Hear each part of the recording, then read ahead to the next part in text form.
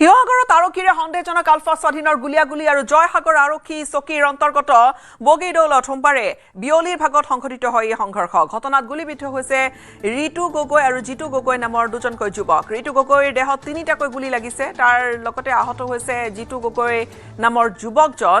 চাৰিজাই গুলী চালনা কৰিছিল আৰক্ষীয়ে। ঘটনাৰ লগে লগে আৰক্ষীয়ে দুয়োকে গ্ৰেপ্তাৰ কৰাৰ লগতে ডিব্ৰুগড় চিকিৎসালয়ত ভৰ্তি কৰোৱা হৈছে ঋতু গগৈক।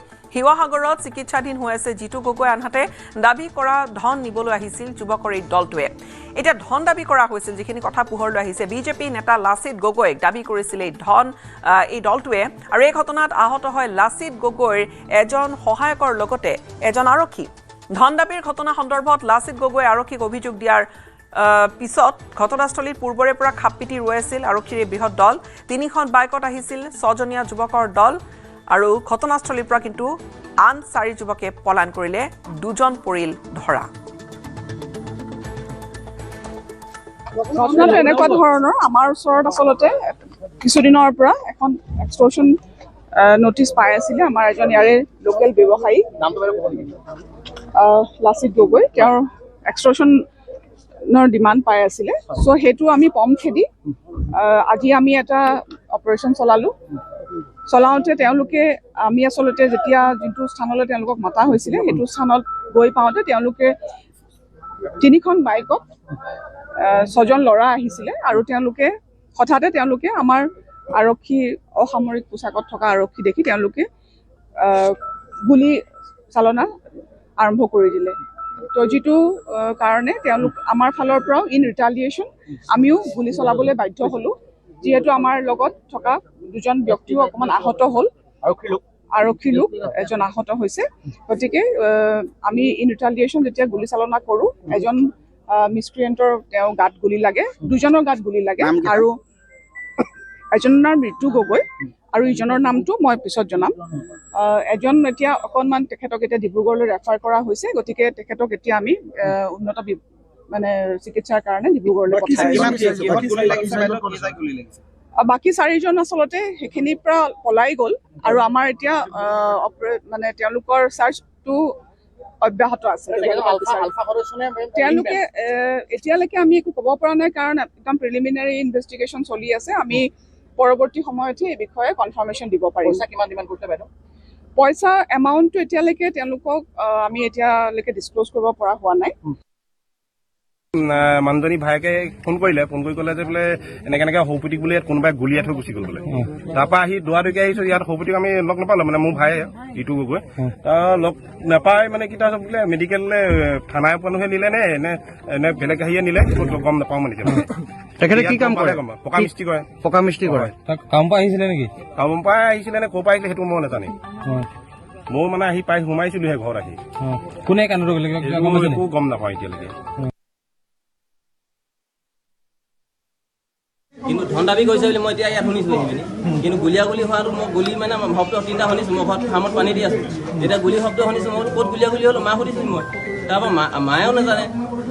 জেগাটো মানে অলপ দূৰত আছে ঘটনাটো। মই 3টামান মাত শুনিছোঁ। কিন্তু চাই থাকি পাই মই ককায়েক হয়, মানে বৰ্তাকৰ পুতেক। কিন্তু মই সেই আলফাৰ লগত সংযুক্ত নাই, সেইটো মিছা কথা। তেওঁৰ পৰিয়ালত আছে, মাক আছে, তাৰ মাইকী মানুহ আছে, তাৰ ল'ৰা 2টা আছে আৰু নাক। ঋতু গগৈ কি কৰে? ঋতু গগৈ ৰাজমিস্ত্ৰী কৰে। আলফাৰ লগত জড়িত নাই, সেইটো মিছা কথা। আৰক্ষীয়ে কৈছে আলফাৰ লগত জড়িত আছে বুলি। সেইটো মই কেনেকৈ ক'ম দিয়া? আৰক্ষীয়ে ক'লে বুলি মইতো দেখালৈকে আজিলৈকে হোৱা নাই। সেইটো আলফাৰ লগত কোনো জড়িতই নাই। আজি মিস্ত্ৰী কাম কৰিব গৈছে, আজি গৈছে মিস্ত্ৰী কাম কৰিব। এটাই ক'লে পইচা কেইটামান দিব, বেগ এটা আছে লৈ আহিব লাগে বুলি ক'লে। আহিলোঁ, আহি কিনে গাড়ীখন লৈ কিনে আহোঁতে বেগটো ল'ব লওঁতে আপোনাৰ বেগটো ল'বলৈ গৈ মাৰিছিলে? আপোনাক কোনে কৈছিলে পইচা কিমান দিব লৈ আহিব? মানে কি এজন আছে ফোন কৰা মানুহ এজনে। কি নাম তেওঁ?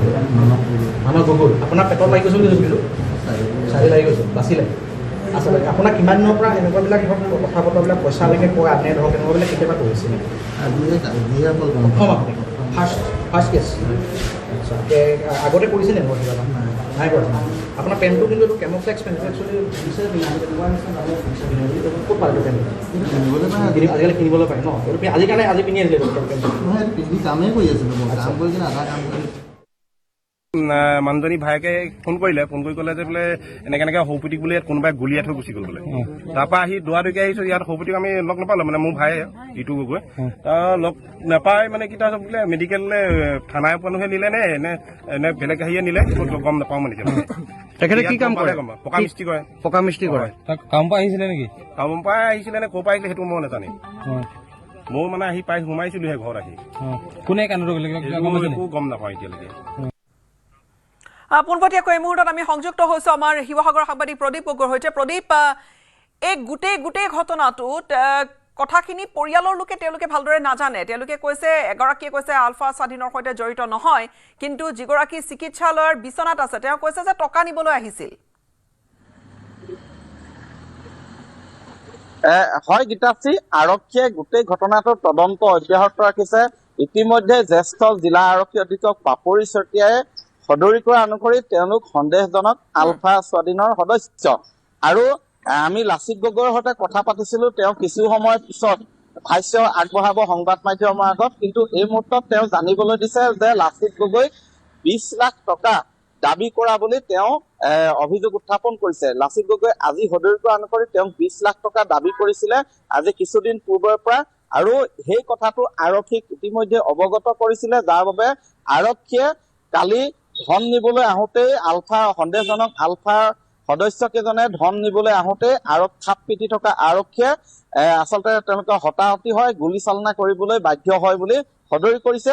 আৰু আমি জনাব বিচাৰিছো যে যিগৰাকীক 3টাকৈ গুলী লাগিছে, গুলীবিদ্ধ হৈছে ঋতু গগৈ। ঋতু গগৈ বৰ্তমান ডিব্ৰুগড় স্থিত অসম চিকিৎসা মহাবিদ্যালয়ত চিকিৎসাধীন হৈ আছে। তেওঁ আই চি ইউত বৰ্তমান ভৰ্তি হৈ আছে বুলি আমি জানিব পাৰিছো। তেওঁৰ শৰীৰৰ পৰা 3টা গুলী ইতিমধ্যে অস্ত্ৰোপচাৰ কৰি উলিয়াইছে বুলি চিকিৎসকে সদৰি কৰিছে।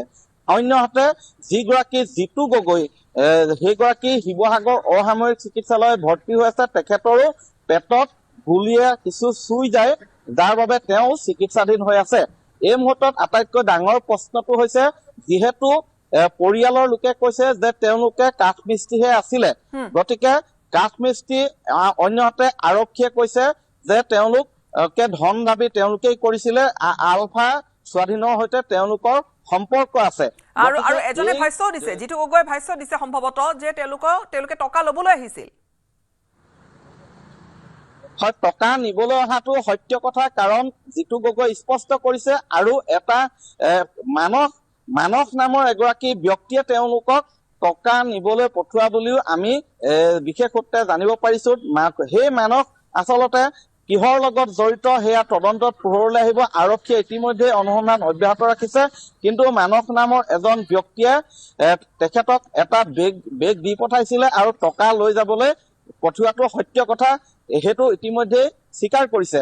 গতিকে এই টকাখিনি আচলতে কাৰ পৰা, ব্যৱসায়ী সংক্ৰান্তত আন কাৰোবাৰ পৰা নিবলৈ আহিছিলে নে লাচিত গগৈৰ পৰাই টকা নিবলৈ আহিছিলে, সেয়া কিন্তু স্পষ্ট হোৱা নাই। কিন্তু আৰক্ষীয়ে দাবী কৰা অনুসৰি যে লাচিত গগৈৰ পৰা টকা নিবলৈ অহা সেই দলটোৰ সৈতে আৰক্ষীৰ সংঘৰ্ষ হৈছিলে।